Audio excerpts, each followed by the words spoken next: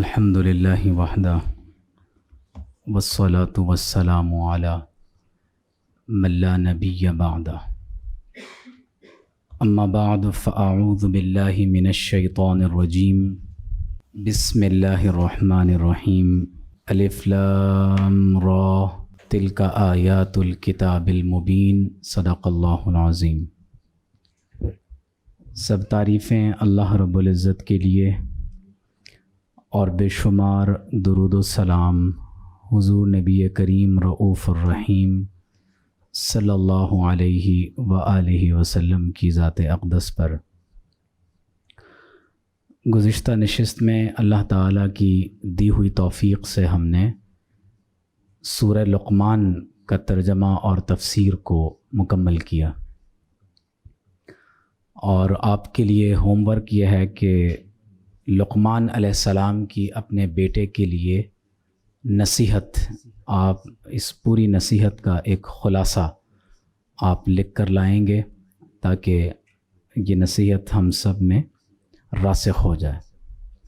اور آج سے انشاءاللہ ہم سورہ یوسف کا آغاز کر رہے ہیں۔ اس میں 12 رکوع ہیں اور 111 آیات مقدسہ ہیں۔ حضرت سیدنا یوسف علیہ السلام بنی اسرائیل کے جلیل القدر انبیاء میں سے ایک نبی ہیں، اور آپ کا مبارک نسب آپ اندازہ کیجئے کہ حضرت یوسف علیہ السلام بیٹے ہیں حضرت یعقوب علیہ السلام کے، حضرت یعقوب علیہ السلام بیٹے ہیں حضرت اسحاق علیہ السلام کے، اور حضرت اسحاق علیہ السلام بیٹے ہیں حضرت ابراہیم علیہ السلام کے۔ تو حضرت یوسف بن حضرت یعقوب بن حضرت اسحاق بن حضرت ابراہیم علیہم السلام۔ تو گویا کہ خود بھی نبی ہیں، والد بھی نبی ہیں، دادا بھی نبی ہیں، اور پردادا بھی نبی ہیں۔ اور یوسف علیہ السلام کے بارے میں ایک بہت اہم بات یہ ہے کہ پورے قرآن مجید میں آپ کا قصہ صرف سورہ یوسف میں ہی ذکر ہوا ہے، تاہم سورہ غافر میں اور اسی طرح قرآن مجید میں اللہ تعالیٰ نے سورۃ الانعام میں حضرت یوسف علیہ السلام کا نام اور آپ کا تذکرہ فرمایا ہے، لیکن پورے قرآن مجید میں جو یوسف علیہ السلام کا واقعہ ہے وہ صرف اسی مقام پر ذکر کیا گیا ہے۔ یہاں پر ایک اور اہم بات یہ ہے کہ یوسف علیہ السلام کا دور تقریباً 2000 سال قبل مسیح کا دور ہے، اور اگر آپ توجہ فرمائیں تو حضرت یعقوب علیہ السلام کا لقب اسرائیل ہے، اور اسرائیل کے معنی عبداللہ، اللہ کا بندہ۔ تو یعقوب علیہ السلام کے 12 بیٹے، انہی کی اولاد کو بنی اسرائیل کہا جاتا ہے۔ اور دور حاضر میں ہمارے لیے سورہ یوسف کا پڑھنا اور سمجھنا اس لیے بھی ضروری ہے کہ اللہ تعالیٰ نے قرآن مجید میں بنی اسرائیل کی تاریخ کو بہت اہتمام کے ساتھ بیان کیا ہے، اور موجودہ دور میں اگر ہم مسئلہ فلسطین کو سمجھنا چاہتے ہیں اور بالخصوص یہود اور بنی اسرائیل کی ذہنیت کا علم حاصل کرنا چاہتے ہیں کہ ان کی نفسیات کیا ہے اور وہ دیگر اقوام کے ساتھ یا اپنے قریب ترین لوگوں کے ساتھ کس طرح ڈیل کرتے ہیں، تو یقینی طور پر دور حاضر میں بہت سی چیزوں کا سمجھنا ہمارے لیے آسان ہو جائے گا۔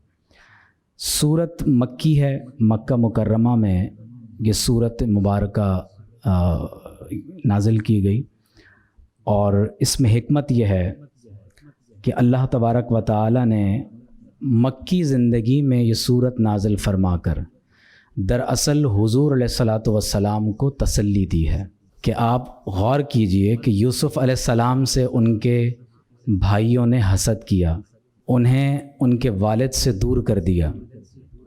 آپ نے خواب تقریباً 12 سال کی عمر میں بچپن میں دیکھا تھا لیکن اس خواب کی تعبیر 40 برس کی عمر میں جا کر مکمل ہوئی، یعنی اتنا بڑا عرصہ درمیان میں موجود ہے۔ تو آپ کے والد سے آپ کو دور کیا گیا، آپ کو ایک کنویں کے اندھیرے میں ڈال دیا گیا، وہاں سے ایک قافلے نے آپ کو اٹھایا اور مصر میں غلام بنا کر فروخت کر دیا۔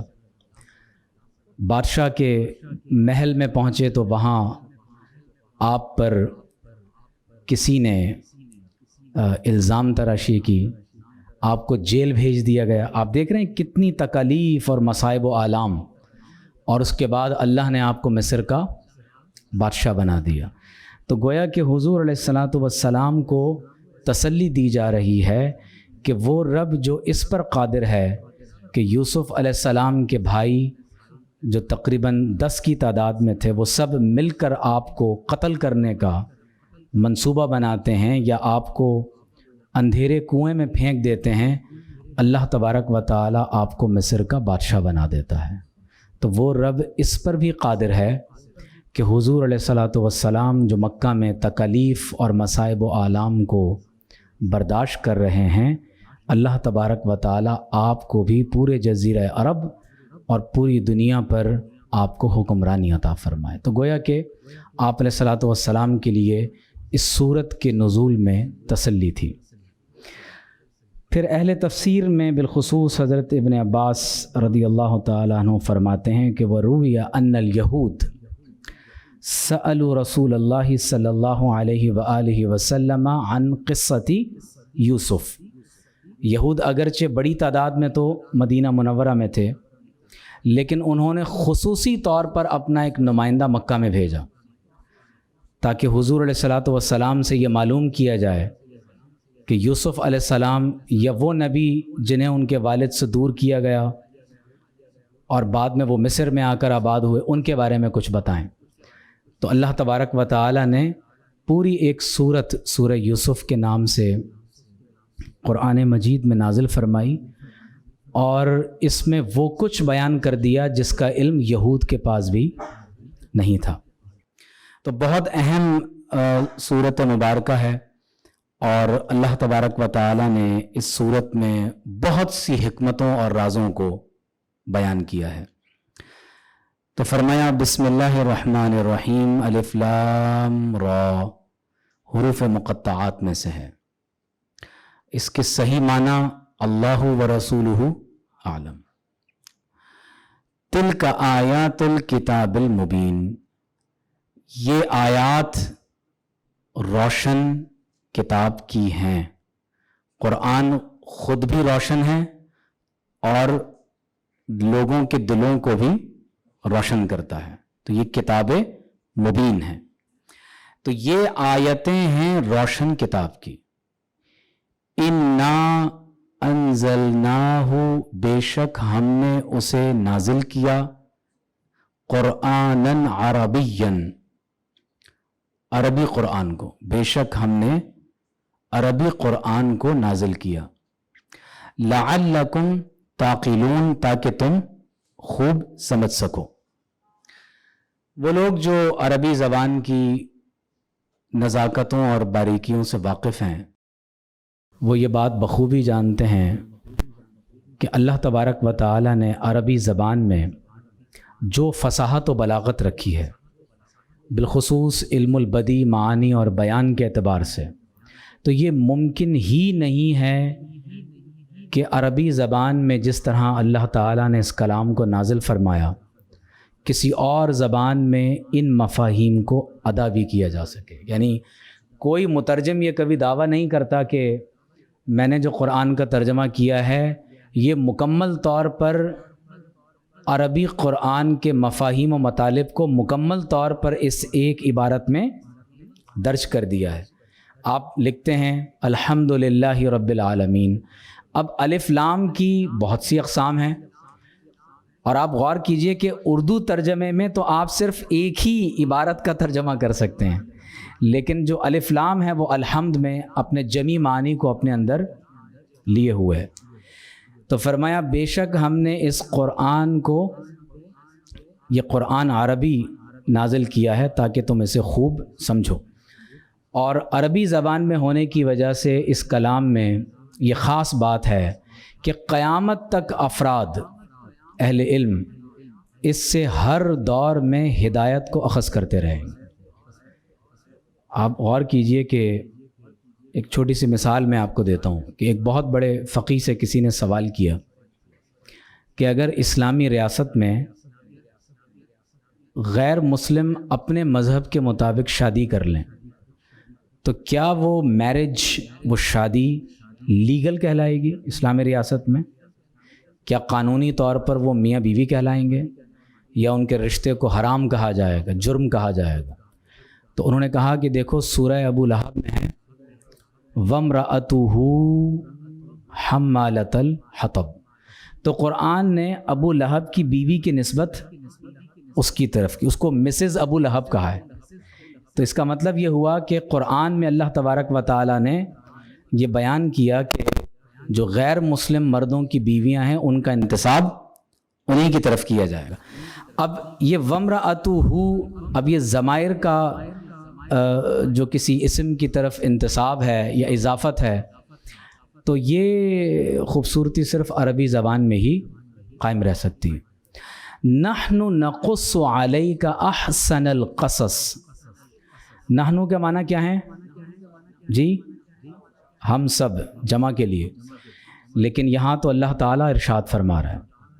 تو یاد رکھ لیں کہ اللہ رب کریم جب کسی چیز کی شان اور مقام و مرتبہ کو ظاہر کرنا چاہتا ہے تو وہ انا کے بجائے نحنو کے صیغے میں بات کرتا ہے۔ قرآن عظیم المرتبت کتاب ہے تو کیا فرمایا؟ انا انزلناہ فی لیلۃ القدر۔ تو اب کیونکہ یوسف علیہ السلام کا قصہ بہت عظیم قصہ ہے تو کیا فرمایا؟ نحن نقص علیک، ہم آپ صلی اللہ علیہ وآلہ وسلم سے بیان کرتے ہیں۔ کیا بیان کرتے ہیں؟ احسن القصص، تمام قصوں میں سب سے بہترین قصہ۔ تو اب جو واقعہ بیان ہونے جا رہا ہے یہ قرآن کا پورا ایک علم ہے، قصص القرآن، یعنی اسٹوریز جو قرآن مجید سے بیان کی جاتی ہیں یہ قرآن کا پورا ایک علم ہے۔ جیسے علم الامثال، قرآن میں کتنی مثالیں بیان ہوئیں، یا الاقسام، یہ پورا ایک علم ہے کہ قرآن میں کتنی قسمیں اٹھائی گئی ہیں۔ تو اسی طرح قصص قرآن، یہ پورا قرآن مجید کا ایک علم ہے۔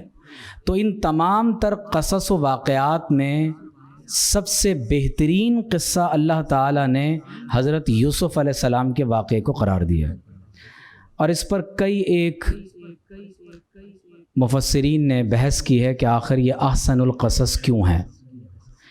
تو آپ غور کیجئے، اس میں انبیاء اور صالحین کا ذکر ہے، اس میں ملائکہ اور شیاطین کا ذکر ہے، اس میں جن اور انس کا ذکر ہے، اس میں انعام یعنی چوپائے اور پرندوں کا ذکر ہے، اس میں بادشاہوں کی سیرت اور کردار اور ان کی بادشاہتوں کا ذکر ہے، اس میں تاجروں، علماء اور جاہلوں کا ذکر ہے، اس میں مردوں اور عورتوں کا ذکر ہے، اس میں توحید، فقہ اور علم سیر کا علم ہے، اس میں خواب کی تعبیرات کا علم ہے، اللہ نے اس میں سیاست، معیشت، معاشرت، تدبیر معاش، ان تمام تر باتوں کو اللہ تعالیٰ نے جو دین اور دنیا کی خیر اور صلح سے تعلق رکھتی ہیں، اللہ تعالیٰ نے ان تمام تر باتوں کو اس ایک صورت میں، ایک واقعے میں بیان کر دیا۔ تو اسی لیے قرآن نے اسے احسن القصص قرار دیا۔